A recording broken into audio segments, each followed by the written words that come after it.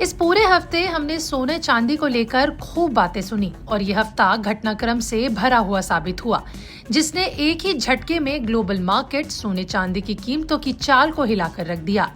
वही सबसे बड़ा घटना जो है वो 3 जनवरी साल 2026 को अमेरिका की ओर से वेनेजुएला पर किए गए सैन्य हमले की खबर के बाद हुआ। अब सबकी नजर सोमवार को खुलने वाले भारतीय और वैश्विक बाजारों पर टिकी हुई है।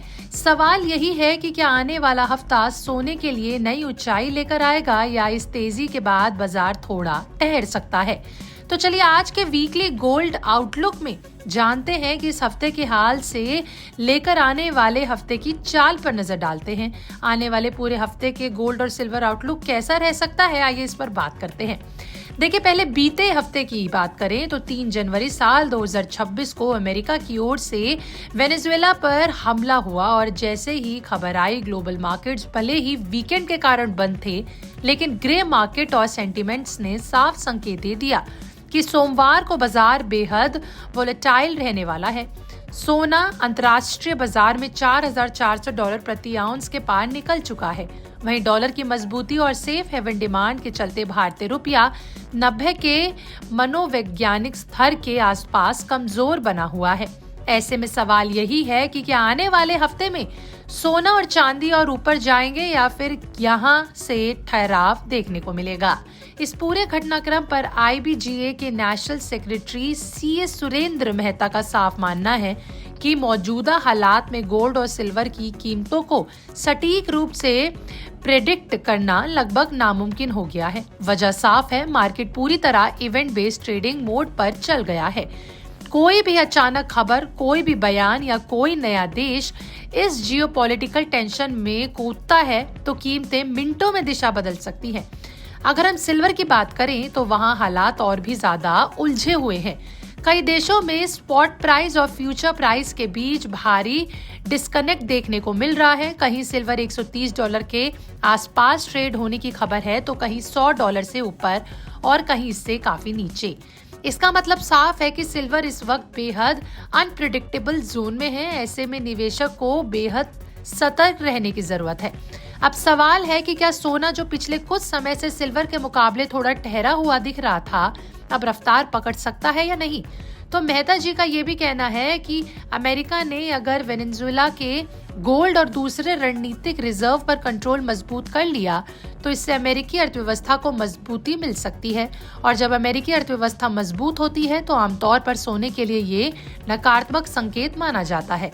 लेकिन दूसरी तरफ युद्ध और जियोपॉलिटिकल टेंशन सोने को सेफ हेवन के तौर पर सपोर्ट देती है और यही वजह है कि आने वाले हफ्ते में गोल्ड का बिहेवियर न्यूट्रल से लेकर हाई वोलेटाइल रह सकता है। भारतीय बाजार की बात करें तो बजट नजदीक है और ड्यूटी को लेकर कई तरह की अफवाहें बाजार में तैर रही हैं। हालांकि मौजूदा ऊंचे दामों को देखते हुए इंपोर्ट ड्यूटी बढ़ने की संभावना बेहद कम नजर आती है, क्योंकि सरकार को पहले ही ज्यादा रेवेन्यू मिल रहा है। ज्वेलरी इंडस्ट्री की उम्मीदें ज्यादातर एक्सपोर्टर्स के लिए किसी राहत पैकेज को लेकर है ताकि वैश्विक अनसर्टेनिटी के बीच उन्हें सपोर्ट मिल सके।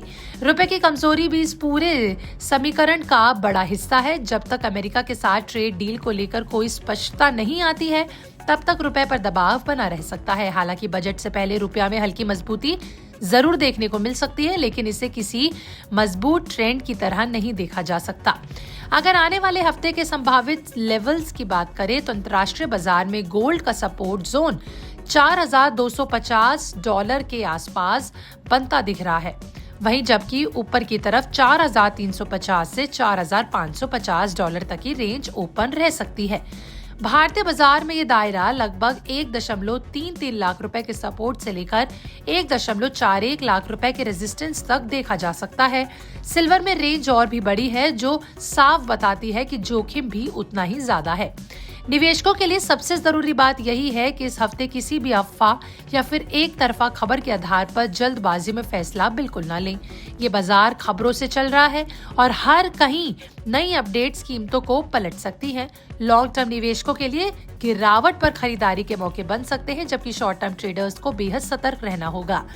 यानी कुल मिलाकर आज के आउटलुक में देखें तो अमेरिका वेनेजुएला विवाद ने साल 2026 की शुरुआत में ही सोने चांदी के बाजार को हाई अलर्ट मोड पर डाल दिया है। आने वाला हफ्ता कीमतों के नए रिकॉर्ड भी बन सकता है और अचानक करेक्शन भी दिखा सकता है।